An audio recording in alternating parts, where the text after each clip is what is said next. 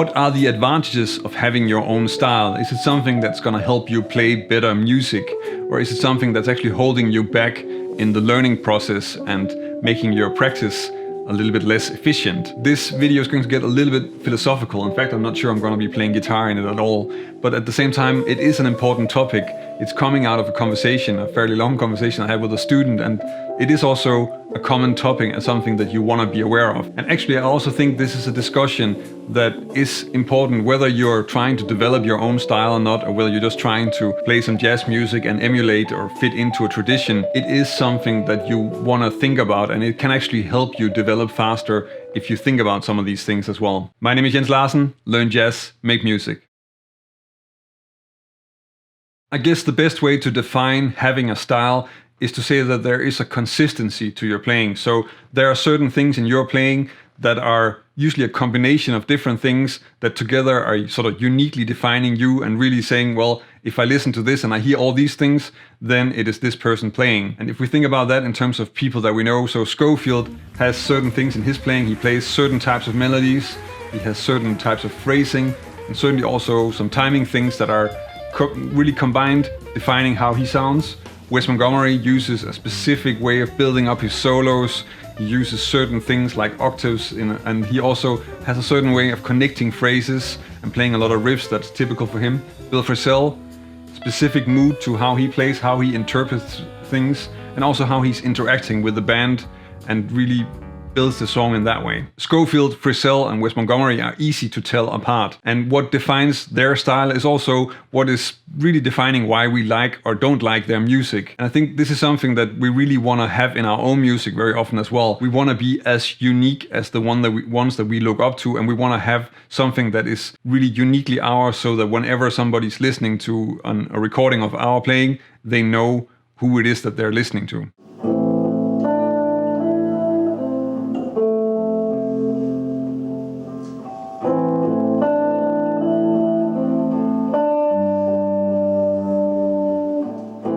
I think there are two main parts of your style.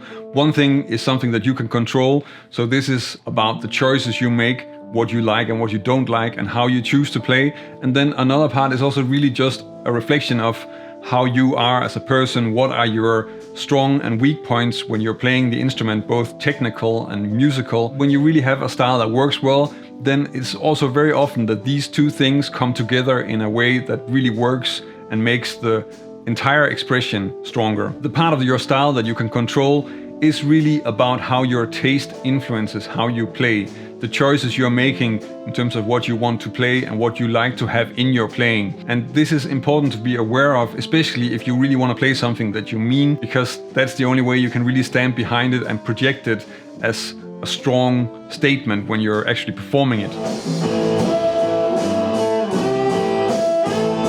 At the same time, there's also a part of your style that you can control. So maybe there are certain techniques that are just difficult for you, or you are more inclined to use certain types of chords or harmonies, and you don't really realize, and you need to get that to work with the music that you're playing.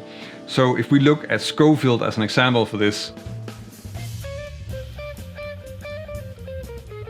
Scofield is a great example of somebody who's using both the strong and the weak points in his playing as a part of his style, and really combining them so that the weak points actually become strong points in the style.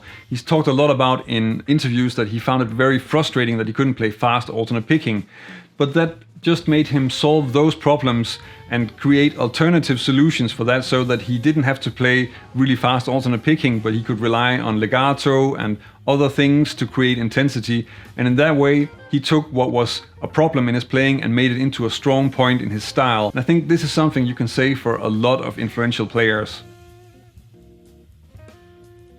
The part of your style that you have the most control of is probably your taste, and how you let your taste influence the way that you work and the way that you play. So this is something that I think you should be conscious about. And I think it's important that you also really try to use your taste so that you're working on things that you can really feel, okay, this is something that I want to have in my playing. I'm not working on stuff that's gonna give me lines that I actually don't want to play, because then probably it's not gonna work out anyway, and you're not really gonna succeed in getting it into your playing. At the same time, you also have to be aware of the fact that your taste is not something that's constant. It's going to change. You don't need to really close yourself off by just deciding what your taste is. Be aware that you may suddenly find yourself liking things that you didn't like a few months or a few years ago. For me, at one point, I remember not really being into Oscar Peterson and that kind of playing, because it was just about playing sort of really swing oriented and really focused on groove and bebop.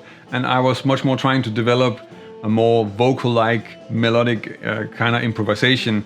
But of course, at some point you kind of shift the focus and you want to work on something else. And then suddenly you find that you can appreciate people that are playing more groove-oriented jazz. So there are these things that you want to be aware of and that you will develop as a person as well.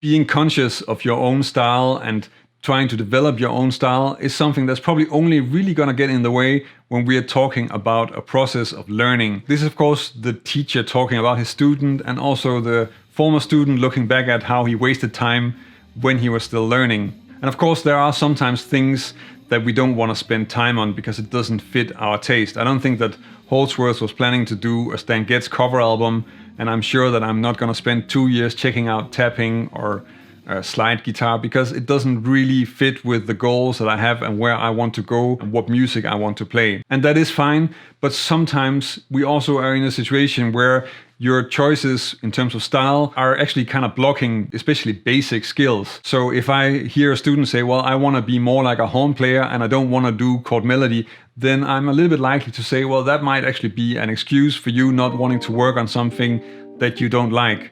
And this is something that you do want to be aware of. And the best thing you can do is actually just to be aware of, am I making a choice? Am I closing a door here? Why am I doing that? And does that really make sense? And just keep it in mind. It could be that you're changing your mind later. And I think this is something that you will hear on both ends of the spectrum in terms of where we are stylistically in jazz. So if you consider yourself a bop player, then you don't feel like checking out more vocal-like improvisations that you'll find with somebody like Metheny or Gilad Hexelman. Or if you're more of a modern player, then you don't feel like digging into stuff that's really a long time ago and more figuring out what are the roots to all the music that I'm playing and where is it all coming from. A lot of the time, I think it makes sense to look at whoever you're listening to and then look what was before them and also what came after them. Think of it like this: it doesn't really make sense to know Coltrane and then not know Parker, but actually it doesn't make sense to know Parker and not know Coltrane. They are both equally important and you want to know both of them.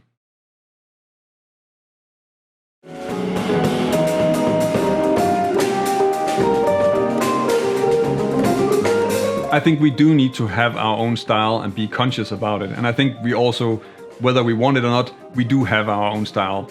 And you do want to be aware of what your taste is, what you want to play when you choose what to practice, because you want to get away from just playing things because they are the right notes or something like that.